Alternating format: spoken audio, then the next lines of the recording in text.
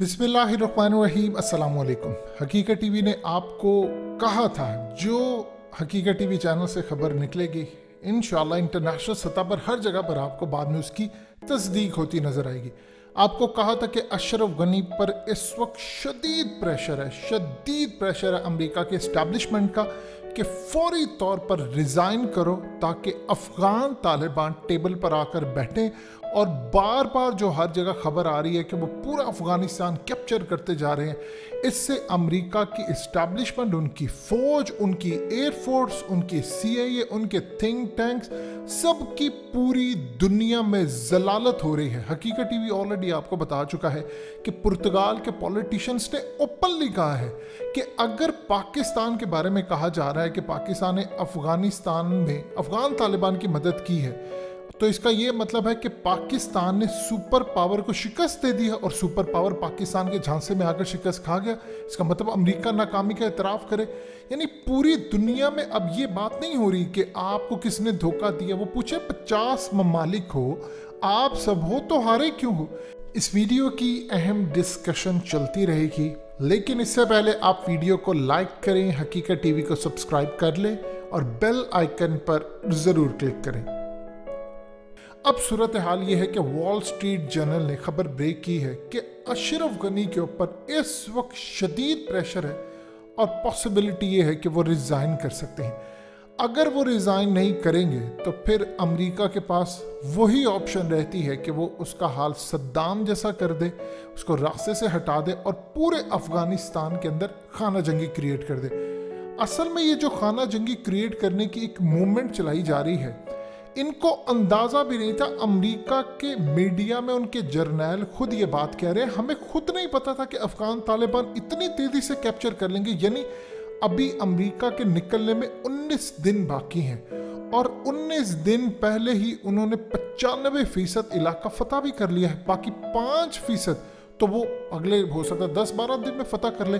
और अगर अमेरिका के निकलने से पहले काबुल फतह हो गया और अमेरिकी फ़ौज के ऊपर हमले हुए, B-52 उनका अगर किसी तरह तबाह हो गया या उस पर कोई हमला हो गया या उनको लेकर भागना पड़ा, क्योंकि इस वक्त उन्होंने ड्रोन्स भी वहाँ पर वो यूज़ करने की कोशिश कर रहे हैं। इस वक्त F-18 उन्होंने वहाँ पर यूज़ कर रहे हैं। तो इस पूरे खेल के अंदर वहाँ पर तो सूरत हाल बहुत ज़्यादा ख़तरनाक हो चुकी है कि किसी भी वक्त कुछ भी हो सकता है।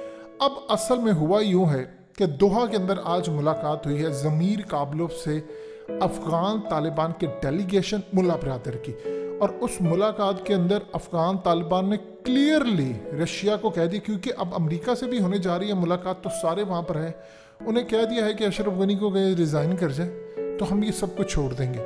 यानी हम जो हमले कर रहे हैं सब कुछ टेबल पर बैठेंगे, बाकी मामला हल कर देंगे अगर हमारे हाथ अशरफ गनी और ये सब कुछ आ गए। क्योंकि अब अमेरिका, इंडिया और गनी ये मिलकर सिविलियन को हमला कर रहे हैं और दूसरा हस्पतालों और लोगों की प्रॉपर्टीज पर हमला कर रहे हैं, जिससे नुकसान अल्टीमेटली मेरा होगा, यानी हमारा नुकसान होगा और उसके बाद आकर हमें ये रिकंस्ट्रक्ट करना पड़ेगा। उन्होंने कहा हम किसी सूरत नहीं छोड़ेंगे, हमने जितना मुआहदे पर अमल करना था क्या हमने दुनिया को करके नहीं दिखाया?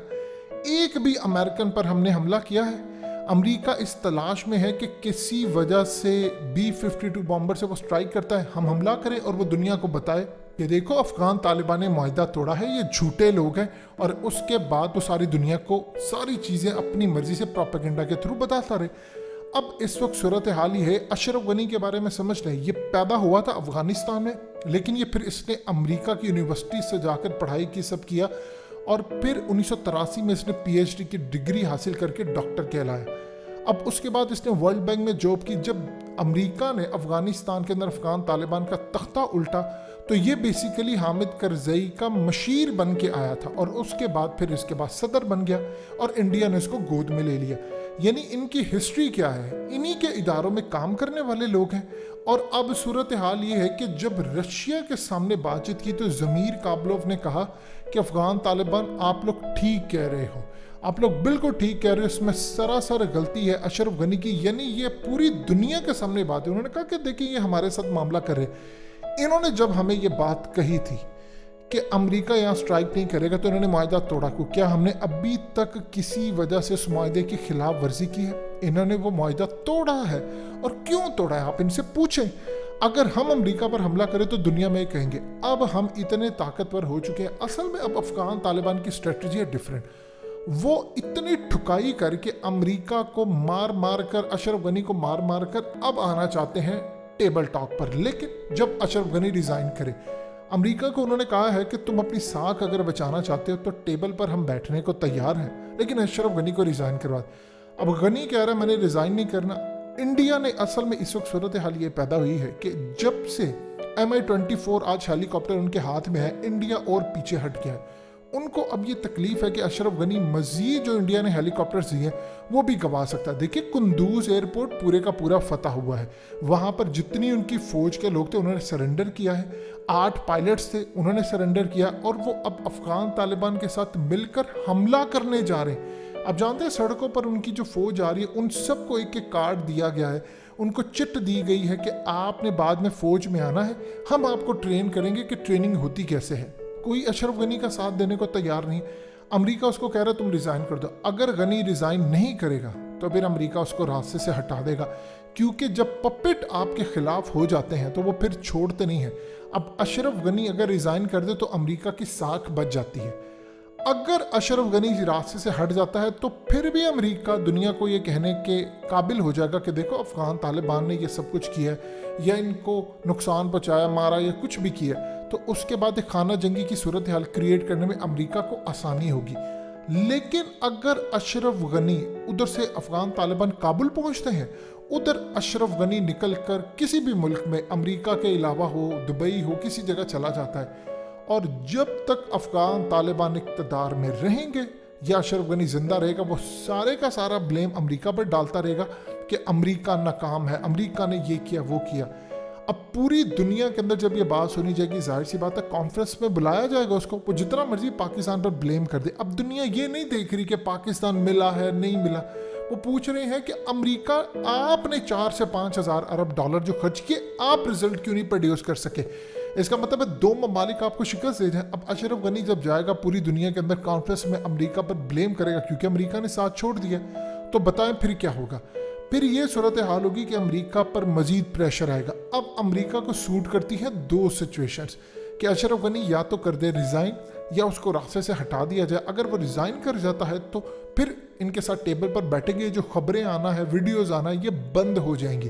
फिर हमें कुछ सुकून मिलेगा और हम इनके साथ बैठकर ये बात करेंगे कि आप जमहूरियत ले आओ, यानी उसमें कुछ टाइम गेन करेंगे। ये वो आगे ही वहाँ पर CIA के चीफ से लेकर तमाम इंटेलिजेंस इदारों को उनके सेनेट में, उनके हाउस ऑफ रिप्रेजेंटेटिव या हर जगह पर बुलाया जा रहा है कि तुम लोग जवाब दो। आकर वहाँ पर उनकी खिंचाई हो रही है, लॉयड ऑस्टिन की खिंचाई हो रही है, उसके ऊपर इल्जाम आ रहे हैं कि इसने माल बनाया है, आर्मी चीफ के स्कैंडल खुल रहे हैं।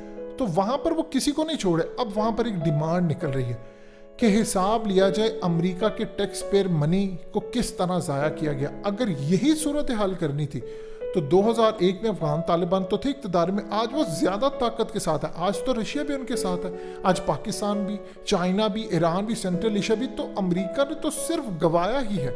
लिहाजा इस वक्त या तो अशरफ गनी रिज़ाइन कर जाएगा या अमेरिका उसको रास्ते से हटाने की कोशिश करेगा, क्योंकि अशरफ गनी इस तरह रहे कि अमेरिका को वो पूरी तरह दुनिया के सामने, ऑलरेडी उसने अमेरिका के बारे में ये बात कह दी है कि सब का सब जिम्मेदार अमेरिका है, वो यहाँ से छोड़कर क्यों गया। पहले वो कहता था मैंने निकाला है अमेरिका को, अब उसने भी बयान बदल दिया।